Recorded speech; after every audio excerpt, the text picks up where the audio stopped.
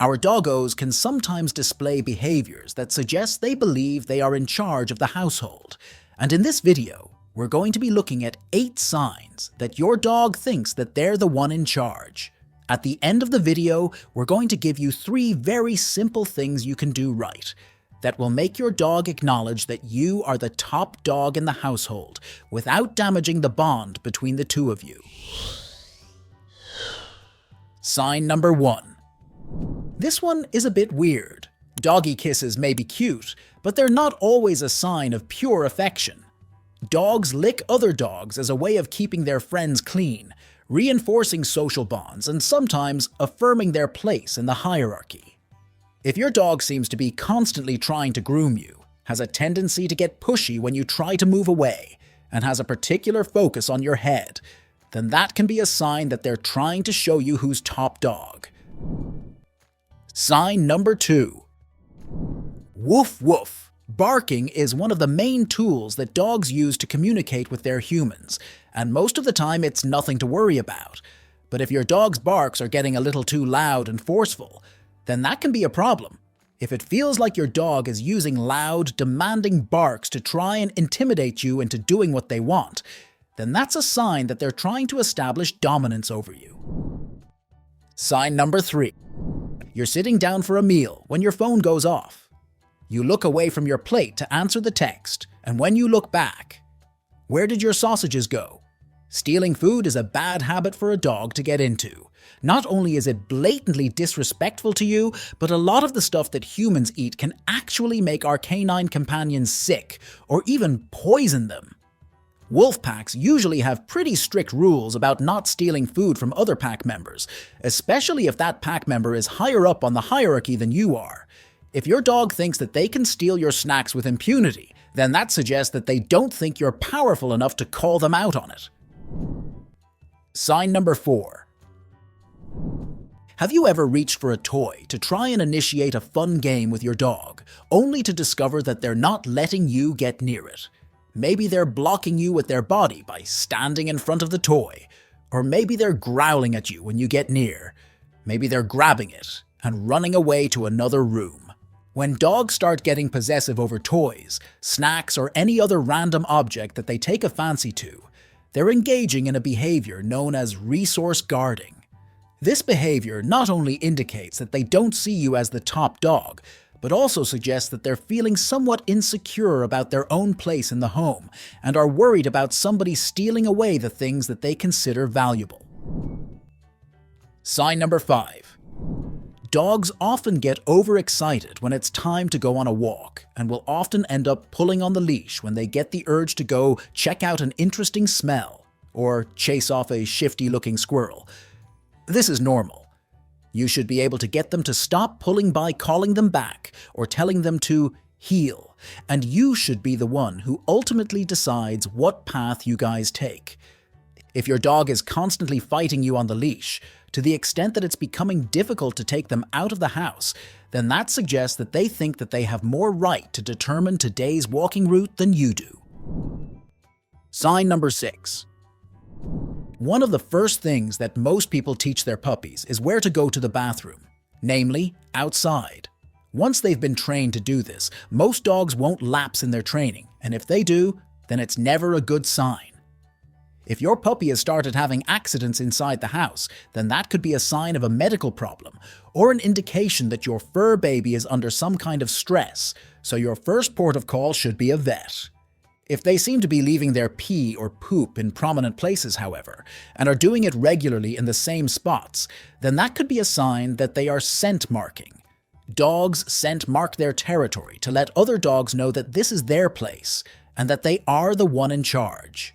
Your dog thinks of you as kind of like another dog in their pack, so this can be a sign that they're trying to send a message to you about whose house this is. Not yours, apparently, even though you've never seen Buster contribute to the rent. Sign number 7. Oh, that's embarrassing. One of the most awkward moments for any dog owner is when their beloved pup comes into a room while guests are over and starts enthusiastically mounting somebody's leg. Worse, if it's not even your leg, and you have to explain to some poor non-dog owner that he's just being friendly. almost as bad as when they get on top of somebody else's pooch at the dog park. You'll probably be relieved to know that despite popular belief, this move doesn't actually have anything to do with sex. They're not trying to mate with that other dog, or your leg. Instead, what they're likely doing is trying to assert dominance. When they do this to you, then they're telling you, and your mortified guests, that they consider themselves to be top dog in this household. Sign number 8. Much like humans, dogs use eye contact to communicate strong emotions. If you catch your pup staring at you soppily from across the room, then that can be a sign of affection, but if their gaze seems unusually fixed and unblinking, then it can actually mean the opposite. Dogs often engage in intense staring contests to assert dominance, just like second graders, where the first dog to look away loses. If you notice your dog doing this to you, however, don't try to escalate the situation by staring back. You're not a dog, and you're not going to win this contest by behaving like one. How do I get to be top dog? For the sake of household harmony, it's important that your dog understand which one of you is meant to be in charge. Dogs who get to see themselves as the dominant member of the pack can potentially become aggressive or even dangerous. Here's what to do if you think that your dog is becoming too dominant. Tip 1. When every attempt to get your dog to do something or not do something feels like a battle, it can be easy to give up. If your dog keeps insisting on jumping on the couch, how many times do you have to tell them to get off before it becomes not worth the effort? If they keep begging aggressively for snacks, how long before it becomes easier to just give them what they want? But giving in to pressure simply teaches your dog to keep applying that pressure whenever they want something. You may solve the short-term problem by giving in, but long-term you're only making things worse. Being consistent about enforcing the rules makes it clear to your dog that they're not the one who decides what's allowed. Tip 2. Like rebellious preteens, troubled dogs can get into the habit of seeing all attention as good attention, even if the attention they're getting involves being scolded or punished. You shouldn't be punishing your dog anyway, but especially not if they're already having problems understanding your relationship. Worst case scenario, showing your anger might even trigger them into trying to fight for the leadership role, which could end badly for the both of you. Instead, when your dog is behaving badly, but their behavior isn't actually endangering their safety, your safety or your property, then you should just ignore it. Calmly tell them not to do it, but otherwise pretend that they're not there. Don't even look at them. They'll likely get bored. Tip 3. Not only do you need to avoid reinforcing behavior that you don't want, but you should make sure that you're rewarding your dog for doing things that you do want.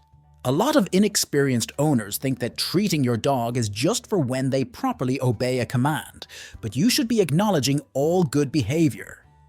Your dog comes when called? Reward. Your dog stayed quiet when another dog walked by instead of barking at them? Reward. Your dog went to their crate without being asked? Reward. Rewards, to be clear, shouldn't always be food. Food is a good reward for some things, but you can also reward your dog with pets and with praise. Did you know that there are a few everyday things that many of us do, which make our dogs believe that we don't love them anymore? Check out this video to make sure you never unintentionally hurt your doggo.